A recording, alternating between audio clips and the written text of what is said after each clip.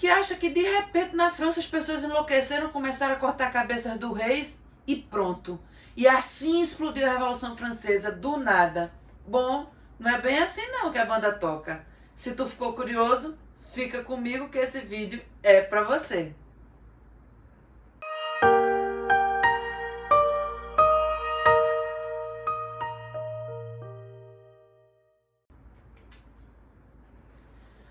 Oi gente, tudo bem? Preparadíssimos para essa aula super importante sobre a Revolução Inglesa. Um assunto super, hiper, mega importante, super interessante, que vai nos ajudar a entender tudo do finalzinho da Idade Moderna, do início da Idade Contemporânea. Por quê? Porque a Revolução Inglesa é o primeiro sinal de que o antigo regime está em crise. É o primeiro sinal que a gente está transitando da modernidade para a contemporaneidade. Ok? É a Revolução Inglesa que vai dar as bases para a Revolução Industrial, que vai ser tão profunda e tão fundamental, e que também é na Revolução Inglesa que a gente vai ter o surgimento desse sistema que dura até hoje, parlamentarista, monarquia parlamentarista lá na Inglaterra, ok? Vamos lá. Primeiro a gente precisa entender que antes da Revolução Inglesa acontecer, nós tínhamos a chamada dinastia Tudor, que foi o período do auge do absolutismo inglês. O absolutismo inglês, que foi muito diferente do francês, nunca chegou ao ápice que o francês conseguiu chegar, porque logo em 1215 nós tivemos a Carta Magna, que dava poder ao parlamento e limitava o poder do rei, apesar de ser absolutista. Mas, dentro dos limites do absolutismo inglês, nós temos o auge durante a dinastia Tudor. É um período em que a gente vai ter uma expansão econômica? Vai. Mas é uma expansão econômica baseada na exploração de colônia, administrada pelo Estado e por monopólios. Nós vamos ter o enriquecimento de uma camada da burguesia, alta burguesia, que vai organizar esses monopólios, mas nós vamos ter a limitação do crescimento, do enriquecimento da maior parte da burguesia, que era a média e pequena burguesia. Nós vamos ter a reforma anglicana, que é fundamental que a gente entenda, é o surgimento dessa nova religião na Inglaterra, uma religião em que a autoridade máxima é o próprio rei da Inglaterra, Henrique VIII, né, que vai fazer essa reforma anglicana e que vai tomar as terras que eram da igreja. Isso vai ser fundamental para um movimento chamado de cercamentos. Que são os cercamentos? É a privatização das terras comuns, que estavam nas terras da igreja ou não, mas eram aquelas áreas de terra comum que os agricultores que viviam naquela região utilizavam para caçar, utilizavam para coletar, para colher água. Essas terras foram privatizadas, o que inviabilizou a vida da maioria desses agricultores no campo, que provoca um êxodo rural, que consequentemente é fundamental para a disponibilidade de mão de obra para a Revolução Industrial. Esses agricultores que saíram do campo, foram para a cidade, vão se tornar os operários que movimentam a Revolução Industrial no futuro, ok? Nós vamos ter uma burguesia dividida em alta burguesia monopolista, né? E pequena burguesia, que vai se contrapor a esse poder absolutista que cobra impostos e que não devolve o tanto que precisa devolver, e vamos ter um agravamento da contradição. Óbvio, é o auge da política absolutista. Então, todas as contradições do absolutismo vão se agravar aí durante esse período, né? Quando eu tenho uma nobreza improdutiva que gasta muito, quando eu tenho uma burguesia, alta burguesia, que vai organizar as grandes trocas comerciais e vai ser beneficiada. Em contrapartida, nós temos o povo, composto nesse momento por pequena burguesia, média burguesia e camponeses, explorados, pagando altos impostos e tudo mais. Bom, terminada a dinastia Tudor com Elizabeth I, nós temos o início da dinastia Stuart, certo? com Jaime I. Como um monarca absolutista, Jaime I vai investir na centralização do poder, ele vai tentar aumentar os impostos muitas vezes, o parlamento vai resistir, ele fecha o parlamento, ele vai empreender a perseguição aos puritanos. Quem são os puritanos, gente? São protestantes, calvinistas, ingleses, certo?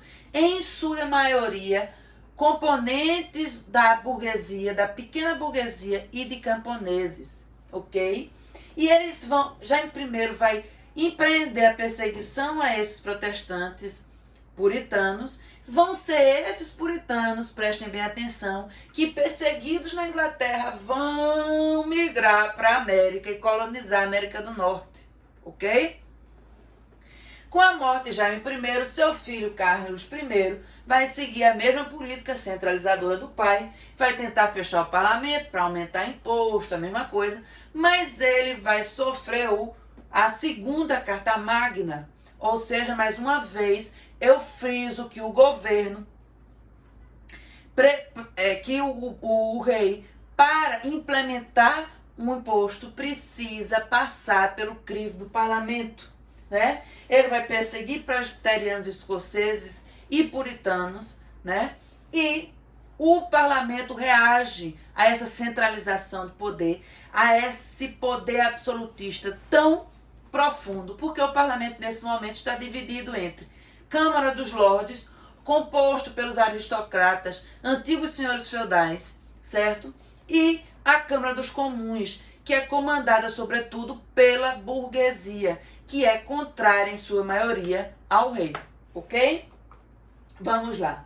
E aí nós temos instaurada a Guerra Civil ou a Revolução Puritana, com Carlos I tentando centralizar o poder, medindo forças com o parlamento. Nós vamos ter uma guerra civil, porque nós vamos colocar em disputa um exército do parlamento e um exército do rei. O exército do rei, chamado de cavaleiros, são os fiéis ao rei, formados por aristocratas tradicionais, nobres tradicionais, antigos senhores feudais, certo? E os cabeças redondas, que são o exército do parlamento, não é? Formado pela pequena burguesia, ligados a gente, entre esse grupo social aí, dessa nova burguesia. Gente, por que a cabeça redonda? Porque eles não usavam aquela peruca comum da nobreza inglesa. Eles eram chamadas de cabeça redonda porque não tinham essa peruca, certo? Bom, e aí, em 1642, Oliver Cromwell, ele vai assumir o exército do parlamento, os cabeças redondas, surgindo com o New Model Army, ou seja, um novo tipo de exército, em que ele vai contar com a participação direta de camponeses e pequenos burgueses, ok? Os cavaleiros acabam sendo derrotados pelos exércitos de Cromwell, ok? E Carlos I foi simplesmente, em 1649, decapitado. Gente, imagine o significado disso, não é?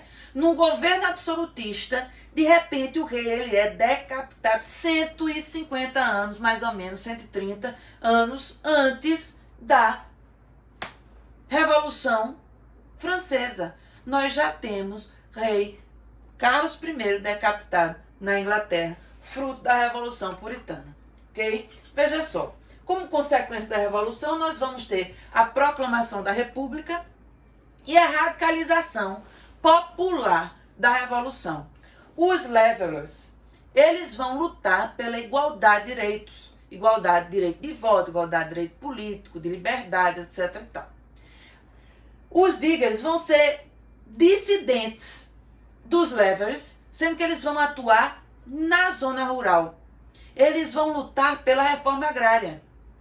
E aí vem a mão forte de Cromwell, representante da burguesia, para meio que apaziguar essas manifestações mais radicalizadas, e ele governa para a burguesia, sobretudo com os atos de navegação. Que vão ser os atos de navegação? Vão ser super importantes, né, para a Revolução Industrial que vem posteriormente. Porque os atos de navegação vão proibir que o comércio feito com a Inglaterra tenha intermediários, ou seja, o comércio feito pela Inglaterra precisa se desenrolar em navios ingleses ou do país que a Inglaterra está comercializando. Não pode ter um intermediário responsável pelo transporte dessas mercadorias, como era o caso da Holanda, ok? E aí, esses atos de navegação vão ser super importantes para incentivar a indústria naval inglesa, ok? Veja só, em 1652, Oliver Cromwell, esse líder puritano burguês, ele vai se tornar ditador. Ele vai dissolver, suprimir o parlamento e vai instaurar um poder ditatorial centralizado, ok? Apesar dele não utilizar o título de rei, ele meio que consegue centralizar, tornar absoluto o poder dele. O filho dele, Richard Cromwell, vai tentar fazer a mesma coisa que o pai, mas não tem a mesma moral que ele, certo? E acaba sofrendo um golpe do parlamento que vai trazer de volta Carlos II, sim, filho de Carlos I decapitado, né? Que vai prometer que vai respeitar o parlamento. Entretanto, ele acaba recebendo apoio e influência de Luís XIV. Sim, Luís XIV, o rei Sol lá da França, ele mesmo. E acaba desagradando o parlamento. Além disso, ele começa a perseguir todos os representantes da Revolução de 1640, ou seja, a Revolução Puritana, a Guerra Civil. E aí nós temos o parlamento dividido entre Whigs, que são burgueses contrários ao rei, e Tories, aristocratas feudais, proprietários de terra, que são favoráveis ao absolutismo de Carlos II.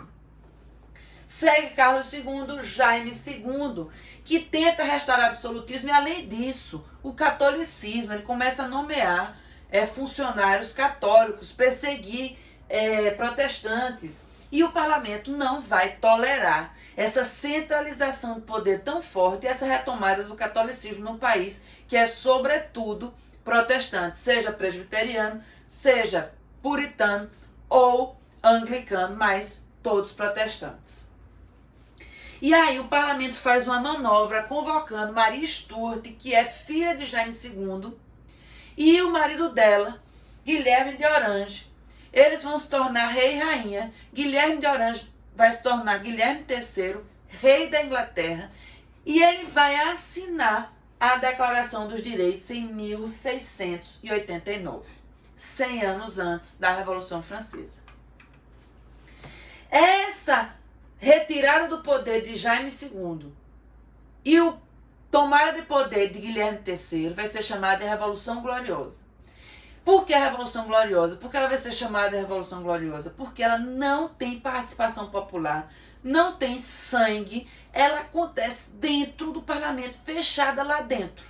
É decisão de políticos, é uma revolução puramente política, certo? Não tem reivindicações populares, não é radicalizada, tem interesses políticos muito claros, burgueses sobretudo. E aí, Guilherme III ele tem que assinar a Declaração dos Direitos, que vai limitar, de fato, para sempre, o poder absolutista. Vai impedir o funcionamento do poder absolutista na Inglaterra. Certo? Essa é a função da Declaração dos Direitos. A Declaração dos Direitos tem a função de dar poder ao parlamento. O parlamento que, nesta época, é, sobretudo, burguês.